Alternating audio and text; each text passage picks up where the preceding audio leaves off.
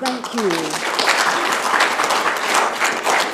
Thank you very much, Joanne. I wasn't expecting to be introduced myself, but yeah. So we started the day with Joanne being described as a force of nature. We're ending the day with another... Can you hear me if I talk? No, Mike. Can you hear me if I talk like this? Okay.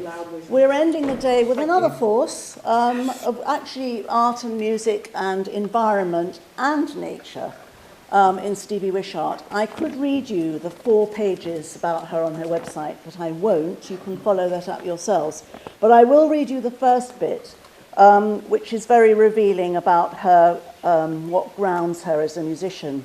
Exploring music's unique ability to express ideas on a level which transcends other routes of communication is what motivates Stevie's work as a music composer and improviser. And that last phrase, composer and improviser, gives you a sense of her range, which is, despite the fact the conclusion you might reach from the instrument you're about to hear, that she's somewhere back in time, she most certainly isn't. She's a person who totally transcends time, who works from composed music and written music to improvisation. She's been trained at just about every elite institution you can imagine. She's worked with just about every time I mention someone, she says, oh yes, I've worked with them, and I know them. So we met through a French composer called Thierry Pécou and Ensemble Variance, who Stevie regularly works with, and they're a very environmental group. Stevie lives partly in Belgium as well, but actually, very excitingly, is just in the course of buying a building in King's Lynn. So we're going to be neighbours, and it's a very spectacular building, which will be run as a music place, which, anyway, it's beyond exciting. Anyway, we're in for a treat. She's playing up to 8 pieces, depending on time, but one of them is a world premiere. So listen out for the tree, is all I'm going to say. And at some point, maybe, Stevie, you might say a few words about the hurdy-gurdy. We were going to keep up a conversation, but I think because of time, we won't, but you just at the right moment. And also welcome Jennie Cassidy, who's a specialist in singing in early music. They've known each other 20 years, and this is going to be a real treat.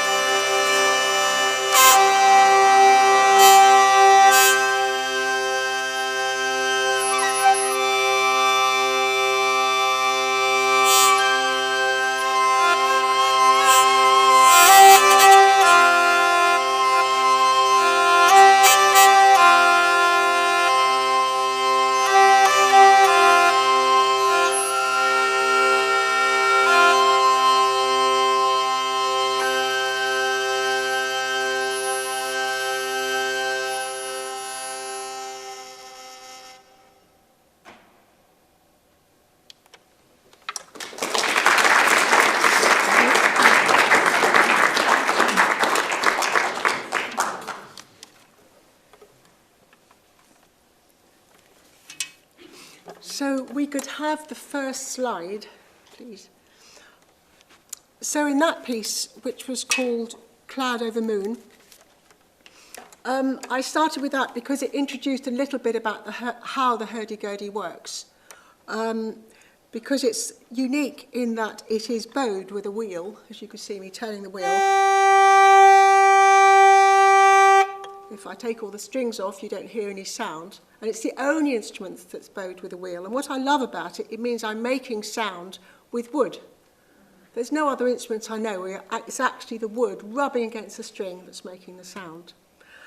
And I have gut strings made of, it's called cat's gut, but it isn't, it's sheep's. So all us cat lovers. And you could hear that I first of all was just playing on my one melody string.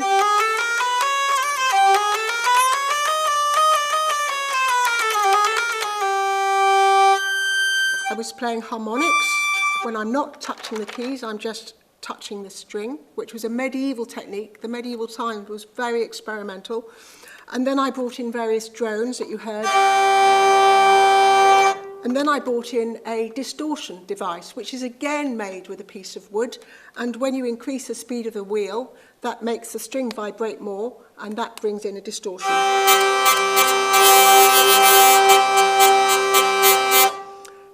And it's an instrument that was invented around the year 1000, and I love it because it's very difficult to notate for, and it's been a bit of a musical nomad, which I think is quite interesting for a musical instrument. It started off as monastic, it was a troubadour instrument, it's been associated with street music, and it's kind of improvised its own career, if you like, which I think is a very natural thing to do. So the second piece I'm going to play is a series of medieval pieces, the roots of the instrument. I'm going to start with an English lament. It's actually to Mary lamenting the death of Christ on the cross. And as musicians, and I think it's a kind of a thing we do that is a way of being an environmental activist, we recycle everything. This instrument has belonged to me for my entire career, for 30 years. It'll be passed on to someone else to use. I have to upgrade myself. I don't upgrade the hardware. And that's what most musicians do. And I think that's very special. Similarly with music, we go back to parchment. The music was written on tree bark, parchment. Leather, thank you. Of course it's leather, God. And with a quill, with a feather quill, and again, I'm recycling it. This is from the 13th century. We're still playing it now. And you'll hear that I'm also recycling it creatively because we have very little instrumental music surviving because it didn't need to be written down. People knew it by ear and learnt it by ear and passed it on that way. But we know that you would have taken a lament, what you're going to hear, and made it into a different form. And this was called an estampie, possibly a dance form, but also a form to be listened to. So you'll hear me reweave that lament into an estampie. And then I'm going to finish with this piece, which is in a manuscript in Oxford. And you'll probably recognise the last bit when it goes into those 3 lines and lots of repeated notes. But this notation, although it's medieval, to a composer, it's very modern, and it does things that a lot of contemporary notation doesn't do, in that it leaves lots of things to the imagination. It doesn't tell us what the speed is, it doesn't tell us any bar lines. There's lots of things that we have to add, but in a very defined framework. So you can be creative, but you're shown the tools with which to be creative. So I've said quite a lot now. I won't say so much as we go on, but those are the 3 pieces I'm going to play. I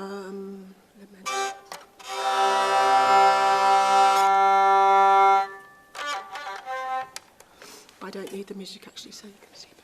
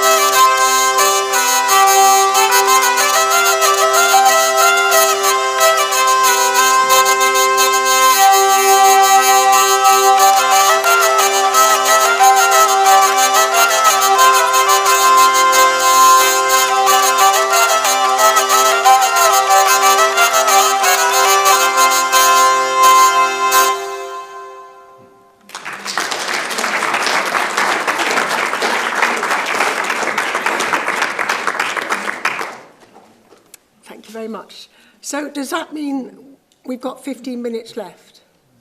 No, we've got 30 minutes left. Oh, good, okay. I've never had to play with a clock before, ever.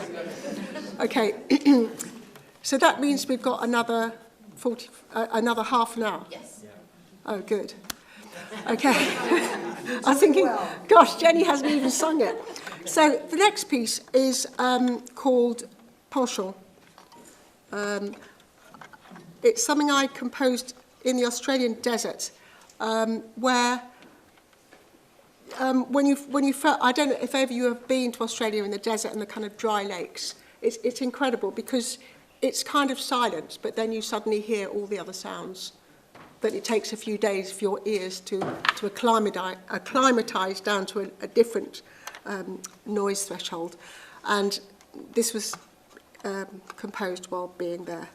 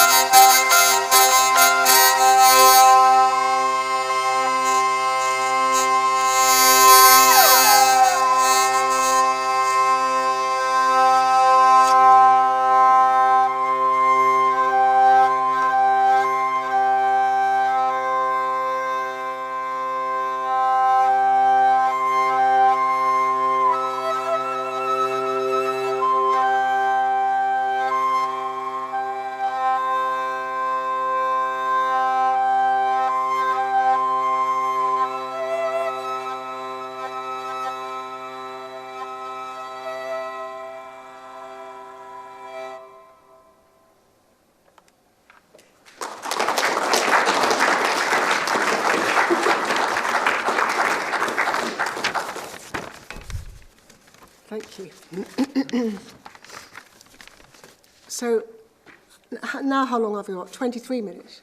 I'm sorry, I just really... Yeah, I'm so worried about the time, as you can... I mean, not worried, but just it's a new idea to me. Okay, so now we can play the new piece that I'm working on. So I think another way that... So this is the one with the backing track. So I think another way that music can be an environmental activist is to write pieces that are inspired by natural sounds, but also are dedicated to great people who inspire this type of thinking. So this piece is a piece in progress, but it's to Veronica Secules. It's a very little piece. And it's called Addicted to Trees.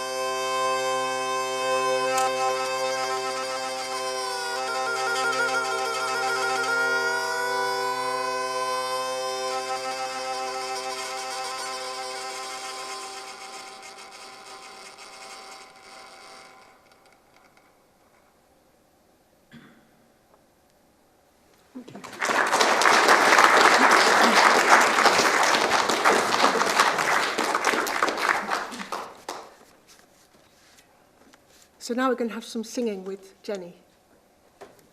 And we're going to start with a composer I'm sure many of you are familiar. Well, she wasn't just a composer, she was a a religious person, a statesperson called Hildegard of Bingen, who lived in the 12th century. And as with most monastic communities, she was also a great herbalist, self-sustaining, as most abbeys were. It was also one of the only places you could go if you didn't want to get married, or as a woman you wanted to have an education. And she wrote, I think she wrote as much as Aristotle, it's incredible. And she wrote a huge number of songs, of which I've done the complete work. She wrote over 72 songs. Some of them have a range of 3 octaves. That's like Wagner.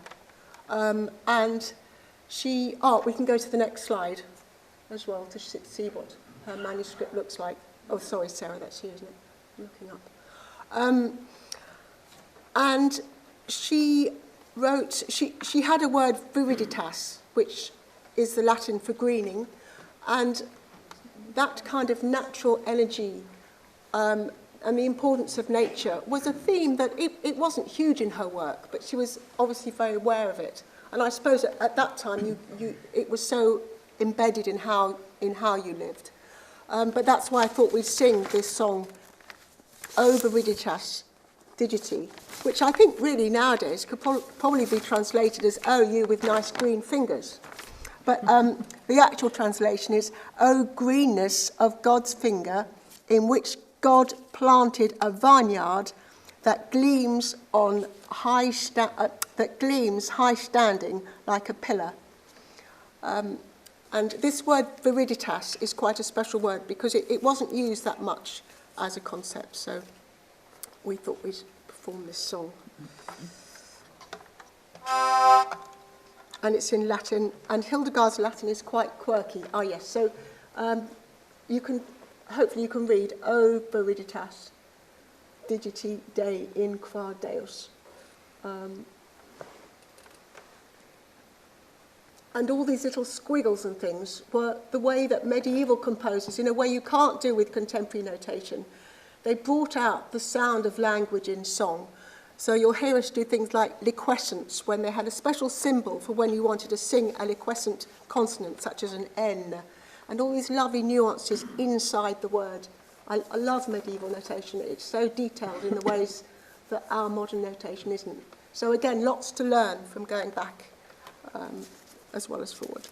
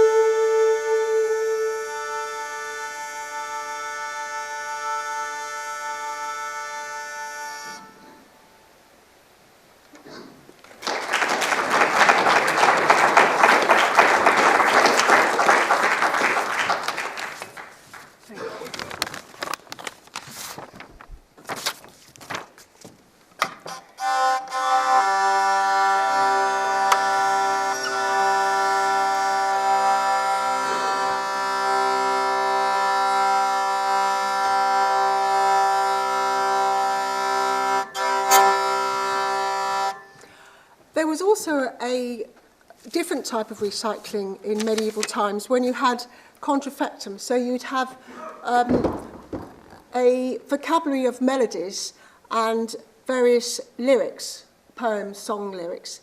And there was it was a bit of a jigsaw of how they could fit together. So you'd sometimes find a very, very sad song, and then you'd find a very happy song set to the same melody. There was a lovely idea of shared ownership. Things were collaborative. Composers actually composed together, and they were generally anonymous as well.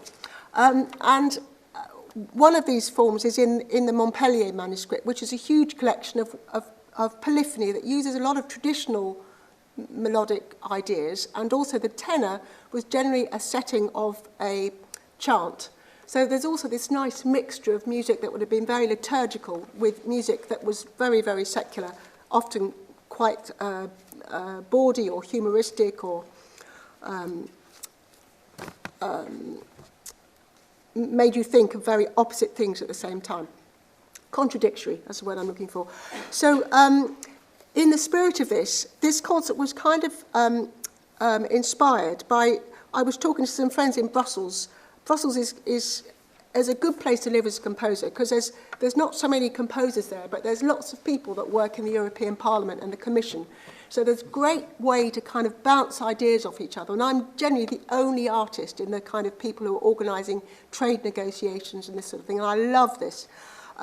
So I asked someone who was in the Department of Trade, who's also a great environmental thinker. And I said, Joanne's asked me to do this concert, what would be a good early piece to recycle? And he said, do you know this piece of poetry by Noam Tate that dates from the late 17th century? See nature rejoicing has shown us the way, with innocent revels to welcome the day. The tuneful grove and the talking rill, the laughing vale, the replying hill, with charming harmony unite, the happy season to invite.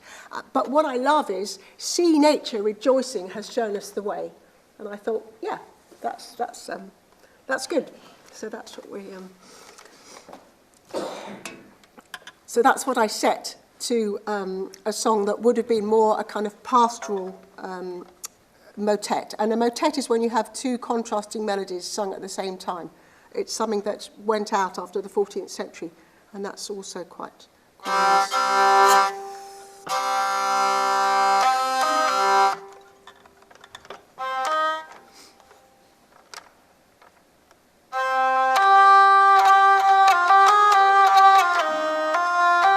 Oh no, we're going to do it in F.